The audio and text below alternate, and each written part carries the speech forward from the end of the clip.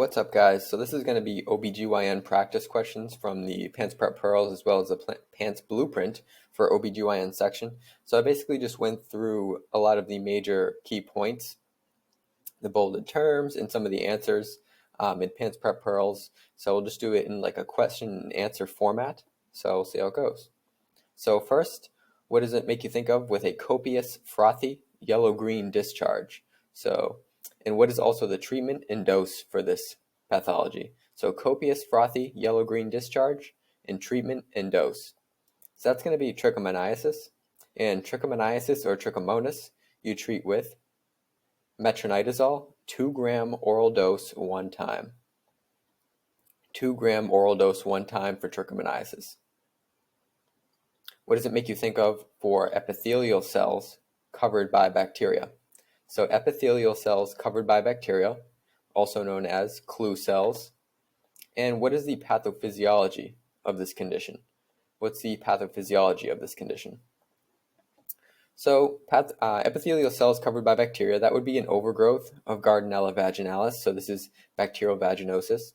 And this is due to decreased Lactobacillus acidophilus. So this is an acid-loving bacteria. So if we're losing the acid-loving bacteria, it's going to be more alkalotic. And bacterial vaginosis is one of those STIs that is higher in alkalosis, so an over 4.5 pH for trichomoniasis, as well as BV, whereas a candidal infection will be a under 4 pH. How about cervical motion tenderness? So what condition do you think of for cervical motion tenderness? What are the antibiotics and the dosage used for this condition? What are violin string adhesions? And what type of contraceptive method is a risk factor for this condition? So cervical motion tenderness, this is PID, pelvic inflammatory disease. They also can have cervical motion tenderness in an ectopic pregnancy. However, it's more pathognomonic, I think, for pelvic inflammatory disease. What are the antibiotics and the dosage for this condition? You want to do a ceftriaxone, 500 IM shot once, and also metronidazole, 500 milligrams, 2 times a day for 14 days, as well as doxycycline, 100 milligrams, 2 times a day for 14 days as well.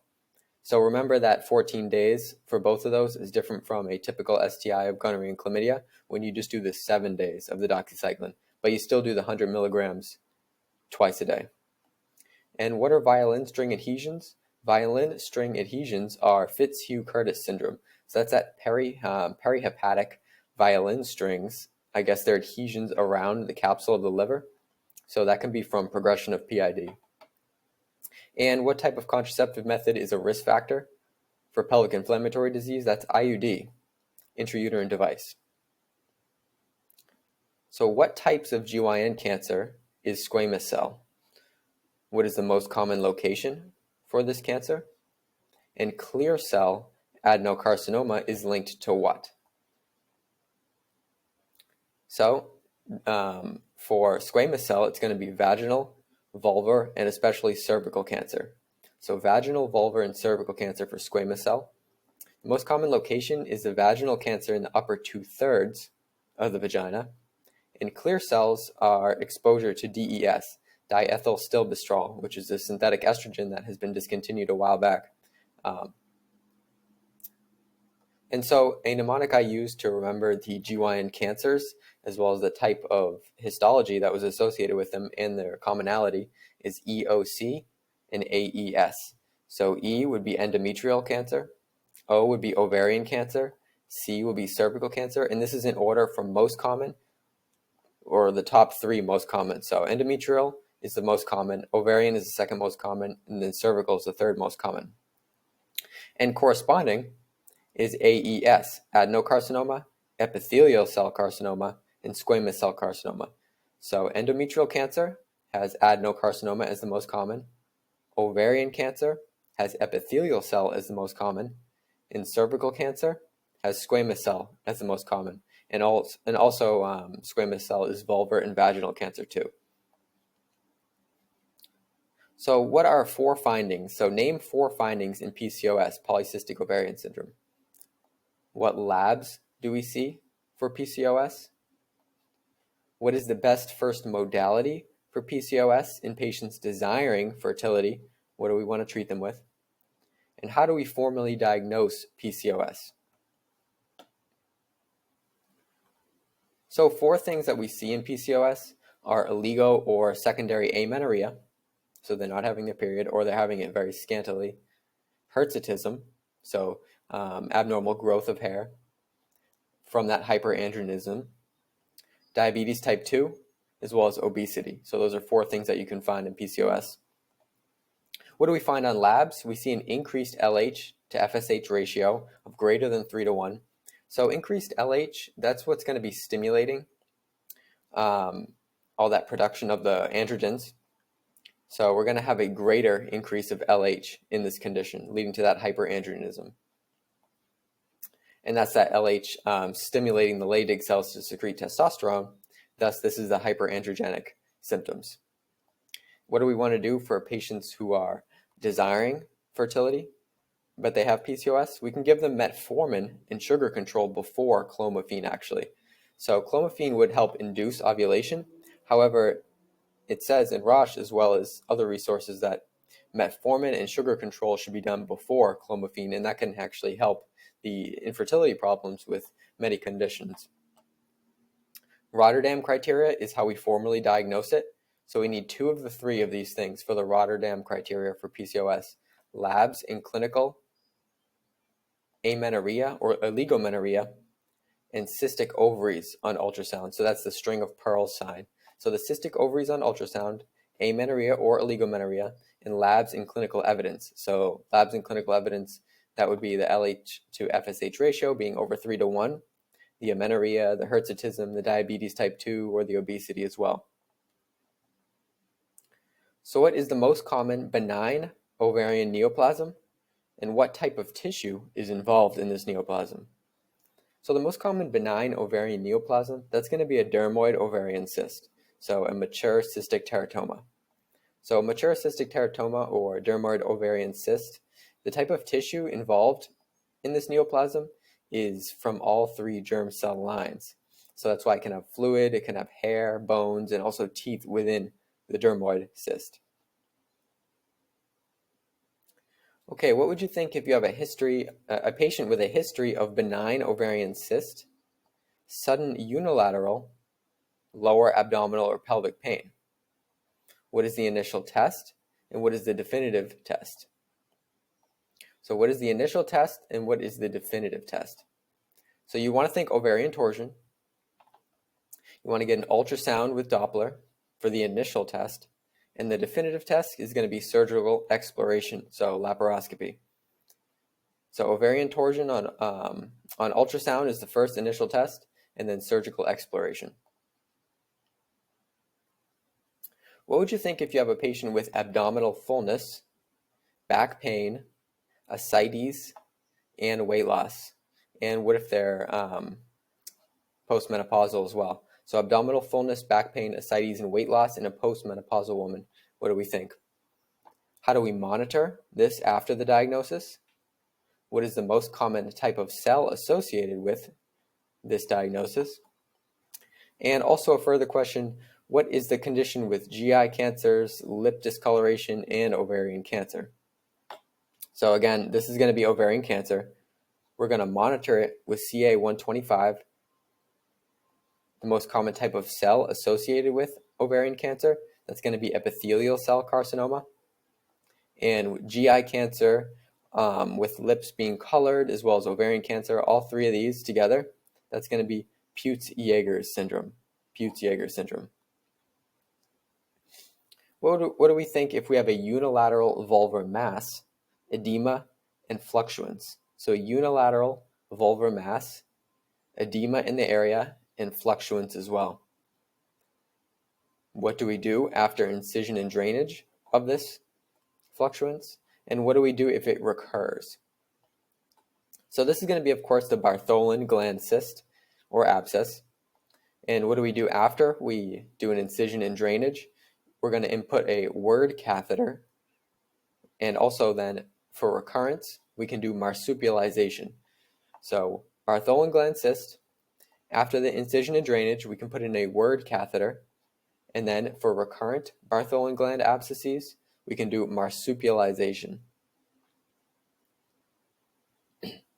So if we have a transvaginal ultrasound that shows a smooth, thin-walled, unilocular structure, so transvaginal ultrasound showing a smooth, thin-walled, unilocular structure, or a transvaginal ultrasound that shows a complex, thicker-walled with peripheral vascularity.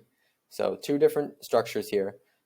Smooth, thin-walled, and unilocular, what do you think of for that?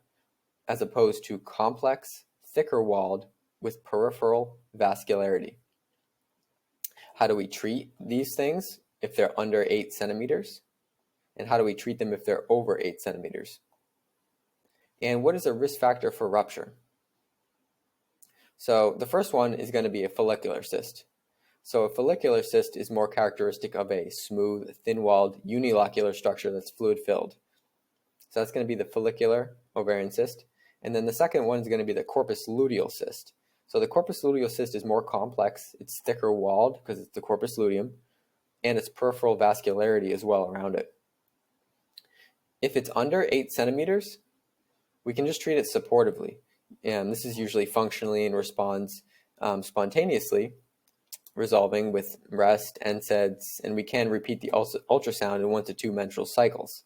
If it is over 8 centimeters for a follicular or luteal cyst, we can do laparoscopy to actually physically see it. Sexual activity and exercise are risk factors for rupture. So if you're moving around a lot, there's a risk for that to rupture. So what are risk factors for uterine prolapse? So what is a risk factor for uterine prolapse? What type of related incontinence do we see? What is the grading system for these prolapse? And what's the first line management? So the risk factors for uterine prolapse, this will be parity, how many times they've given birth, obesity, as well as repeated heavy lifting. So obesity and repeated heavy lifting, as well as parity, are the most common risk factors for uterine prolapse. And the type of incontinence we would see in these patients is a stress incontinence. So the increase in abdominal pressure during Valsalva or even heavy lifting or anything like that leads to incontinence at that time. The grading system for a first grade, grade 1, so grade 0 is no prolapse at all. Grade 1 is the upper 2/3 of the vagina. A second degree prolapse is approaching the introitus. A third degree prolapse is outside of the introitus. And a fourth degree prolapse is the entire uterus is outside of the vagina. And what's the first line management for uterine prolapse?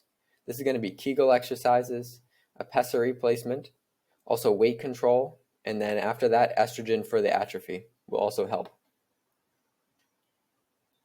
So 60-year-old female with scant bleeding, what are you concerned for? So 60-year-old female with scant bleeding, what are you concerned for? How about what drug increases the risk of this?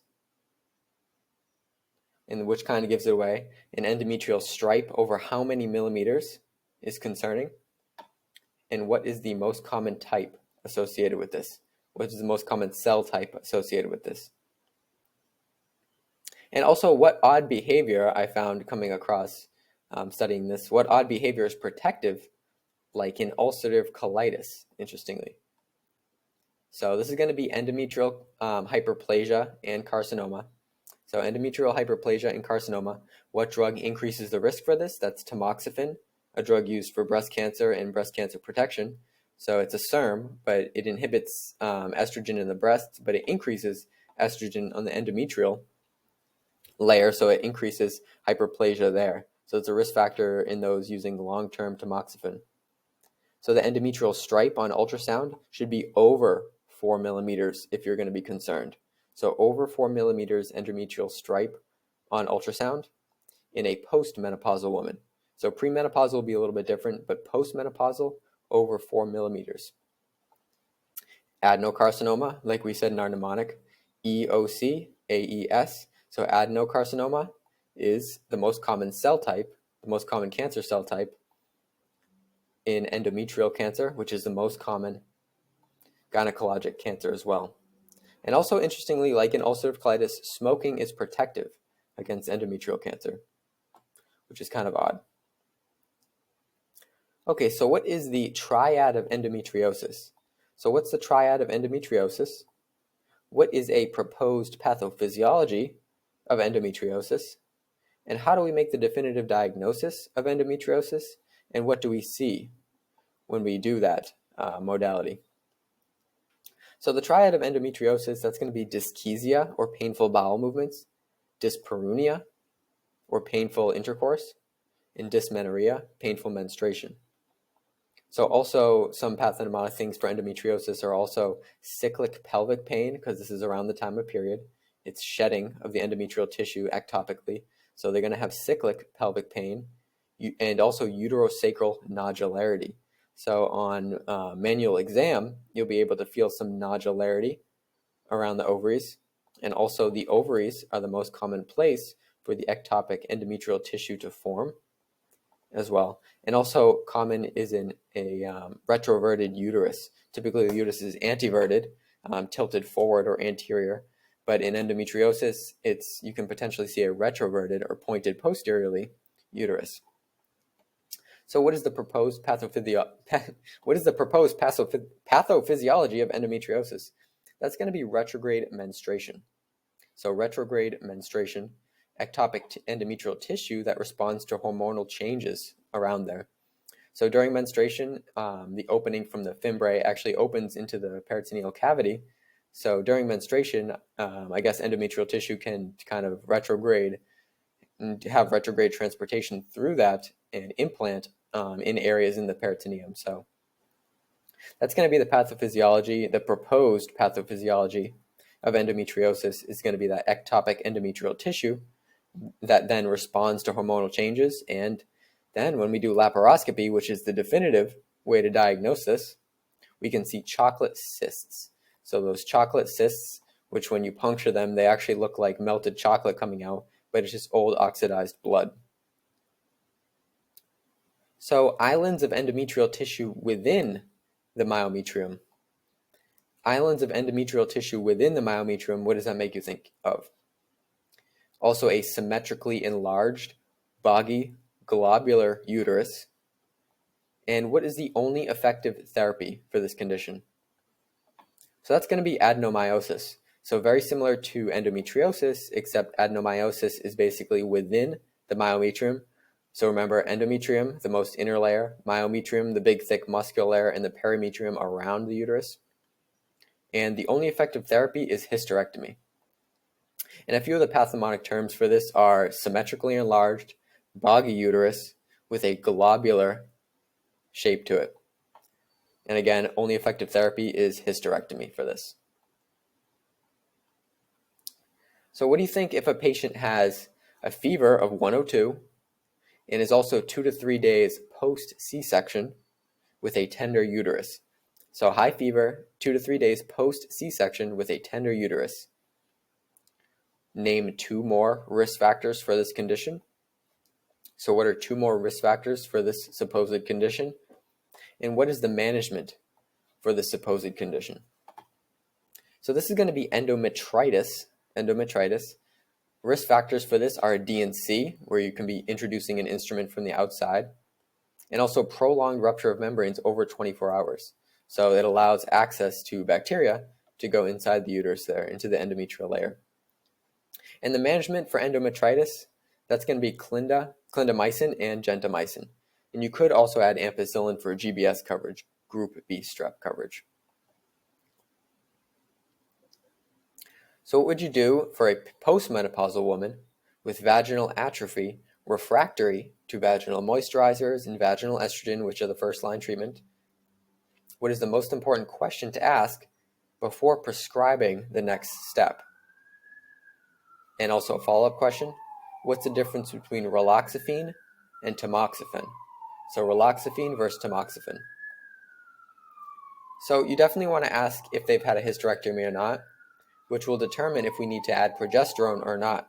So if they don't have a uterus, then we don't need to add progestin. But the reason we add progesterone is because they have a risk of, if we give unopposed estrogen to a woman who has a uterus, there's a risk of endometrial cancer. So that's a direct risk factor for it. So we always need to ask for if they're being refractory to the moisturizers and topical estrogens. Before we give a hormonal replacement therapy, we need to see if they had a uterus or not. Raloxifene is used in breast cancer prevention, as well as osteoporosis prevention. And there's also no increased risk for endometrial cancer with raloxifene. So raloxifene seems a little bit better. However, it's not as strong or favored for breast cancer prevention. But raloxifene does not have that endometrial cancer side effect, such as tamoxifen. Tamoxifen is also a SERM, but it's stronger against breast cancer prevention. But the side effects are coagulability, as well as especially, like we said, a risk factor for endometrial proliferation. Okay, so the next question is define menopause. So define menopause. Another question is, how do we diagnose it by lab values?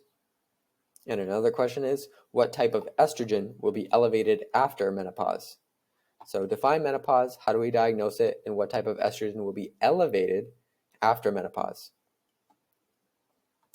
So to define menopause, that's 1 year, 12 months of menstruation cessation due to loss of ovarian function, leading to a decreased estrogen and progesterone function. So for lab values, we want to get an FSH, a follicle stimulating hormone assay, which will be over 30. So if the ovary basically stops working, then the FSH is going to increase and increase and increase because it's getting decreased output from the ovary that would typically be negatively feedbacking and inhibiting it. So FSH is just going to keep on being pumped out to much increased levels in order to attempt to stimulate the ovary, but it's not working. So we're going to see an elevated FSH in patients who are going through menopause. And that's helpful in the diagnosis. However, the diagnosis can be made clinically without even doing this. And what type of estrogen is actually elevated postmenopausal? That's going to be estrone. So estradiol is the typical one that's elevated in women that are premenopausal, but estrone is the one postmenopausal. So estrone is the predominant postmenopausal estrogen type by remembering estrogen is greatly decreased overall. And also remember, sometimes it's tricky. There's no change in testosterone as well in postmenopausal women. So in the next few questions, what is another name for fibroids? What are they made of histologically? They're 5 times more common in who? And they're dependent on what for growth? And when do they regress naturally? How do we manage them if they're symptomatic? How do we manage them if they're symptomatic in a woman who desires fertility? How do we manage them if they're symptomatic and do not desire fertility? And how do we manage them if they're symptomatic wanting definitive treatment? So another name for them is leiomyoma. So fibroids are leiomyoma. The histologic makeup is smooth muscle tumor. They're a smooth muscle tumor. They're 5 times more common in African Americans. And they're also dependent on estrogen for growth. Thus, they regress after menopause. So fibroids typically regress after menopause. And that's why they're also worse during the menstrual cycle, because estrogen. For asymptomatic, you can just observe them. For symptomatic and desiring fertility, you can do medical or non-surgical or even a myomectomy in some. So if we can preserve some of the uterus by just taking it out, so myomectomy. If they're symptomatic and they do not desire fertility, you can also do a myomectomy. If they have large fibroids, a myomectomy could make the uterus potentially unable to carry a fetus. Uterine artery embolization can be done. You could also do non-surgical as well. But definitive is a hysterectomy. So you could also do hysterectomy for symptomatic and do not desire fertility as well. So hysterectomy, however, is the definitive management. So what is primary amenorrhea? What is secondary amenorrhea? What is the most common cause of overall amenorrhea? And then a few more questions. Hypothalamic causes of amenorrhea will be what? Pituitary causes, we'll see what? Ovarian causes, what will we see in ovarian causes of amenorrhea? And how about uterine causes of amenorrhea?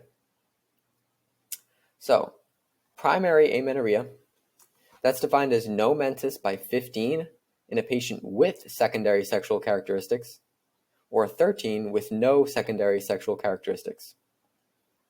For secondary amenorrhea, that's going to be absence of menses for 3 months or over 3 months in a woman with previously normal menstruation, or 6 months in a previously oligomenorrheic patient. So 6 months if they had oligomenorrhea, 3 months with normal menstruation.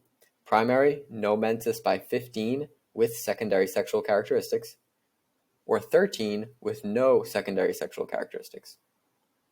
The most common cause of amenorrhea is, of course, pregnancy. And there's a few different causes of amenorrhea, secondary amenorrhea that is. So we need to figure out how is this cause coming about. So if they're having a hypothalamic secondary amenorrhea, the hypothalamus is not working, and that's typically due to the female athlete triad. So this is a young female with an eating disorder, osteoporosis, and amenorrhea. So that's the female athlete triad, which leads to that hypothalamic secondary amenorrhea. There can also be pituitary causes of secondary amenorrhea, and the most common cause of a pituitary cause of secondary amenorrhea is a prolactinoma as the most common cause. So massive secretions of prolactin. And of course, this is also going to decrease FSH, LH, and estrogen. For ovarian causes, it's going to be an increased FSH we're going to find, and an LH that is also increased, and a decreased estrogen. So the ovary's main function is creating that estrogen. So we're going to have, if it's not being stimulated, we're going to have the increased FSH and LH, just like we would postmenopausally, and decreased estrogen production overall because it's the ovary that's the problem. And if we have an increased FSH and LH, then we know the pituitary is not the cause because the pituitary is still making those hormones. However, when we do have the pituitary cause, we're going to have the decreased FSH and LH because that's what the pituitary does produce. And lastly, we could also have uterine causes itself. This would be something like the Asherman syndrome. So Asherman syndrome is a uterine cause of secondary amenorrhea, and that might be due to acquired endometrial scarring due to a DNC. So if they had a DNC, they can get Asherman syndrome, which is like adhesions and scarring inside the uterus that leads to their inability to have a fertile uterus. So the next question is going to be cause of primary dysmenorrhea. What are the causes of primary dysmenorrhea, so painful menstruation, and what's the treatment for that? How about secondary dysmenorrhea? And what is defined as a supportive therapy for primary dysmenorrhea? So this is painful menstruation due to uterine contractions due to prostaglandin release. So prostaglandins help stimulate the uterine contraction. That's why we also use misoprostol when we try to induce labor as a prostaglandin agonist. So that's why NSAIDs are the first line in dysmenorrhea, primary dysmenorrhea, and that's why they help because partially they inhibit prostaglandins through cyclooxygenase 2. So secondary is pelvic or uterine pathology leading to dysmenorrhea. So primary is the uterus itself. Secondary is going to be a secondary cause, which could be pelvic or uterine. And our treatment is exercise, heat compresses, and vitamin B and E as well. So exercise, heat compresses, and vitamin E and B as well. So that's the supportive therapy for primary. And you can also give NSAIDs for primary dysmenorrhea, which helps with those painful uterine contractions.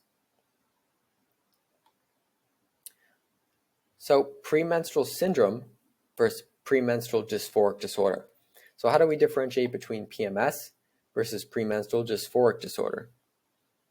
The most common symptom of PMS is what? And also the treatment is what? So this is going to be physical, emotional changes that occur cyclically during the luteal phase of the cycle, so prior to the menstruation. Dysphoric has significant life and functional impairment. So if they're having dysphoric disorder, that's when they're going to have significant life and functional impairment. The most common symptom is irritability. And the treatment, how I remember the treatment for this is LSOG, LSOG. First, lifestyle then SSRIs, then OCPs, then GnRH agonists. So for LSOG, lifestyle, SSRIs, OCPs, and GnRH agonists.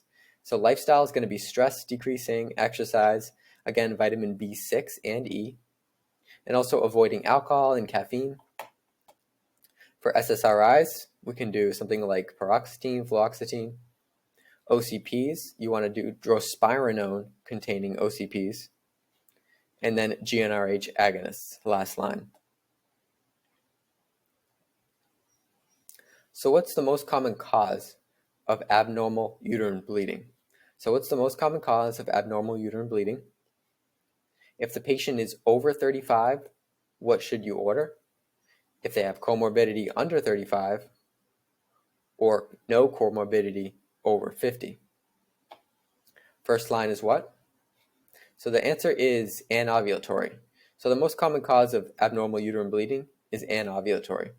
Unopposed estrogen that leads to endometrial growth and unpredictable shedding of the stratum functionalis. So the stratum functionalis, that most superficial layer of the endometrium, that's what's being shed each month, and the stratum basalis is the base layer that's not being shed. So anovulatory is because we're having all that endometrial buildup from the estrogen and progesterone. So there's never a chance for that progesterone to support the endometrial lining.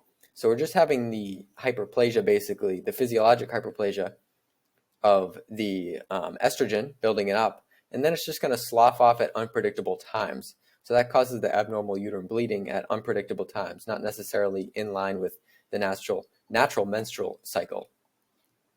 And we want to do an endometrial biopsy if they're over 35 with comorbidities, or if they're over 50 with no comorbidities with abnormal uterine bleeding. And OCPs will be the treatment. The question will be, what is clomiphene, Clomid, what is Leuprolide, and what is Danazol? So what is clomiphene, what is Leuprolide, and what is Danazol? So the answer, Clomid or clomiphene, is an ovulation inducer. So it's used in PCOS to help with fertility, although we also said that first line you want to do metformin and diet control to help fertility in patients with PCOS. But it does help with fertility in patients with PCOS, and it works by increasing FSH and LH release. So we need that LH surge, as we said, to lead to that oocyte release. Leuprolide is a GnRH analog, which mimics the natural GnRH if given in a pulsatile fashion, which stimulates fertility, but it can also treat fibroids and prostate cancer, abnormal uterine bleeding due to its testosterone and estrogen inhibition, which when given in a constant and continuous fashion.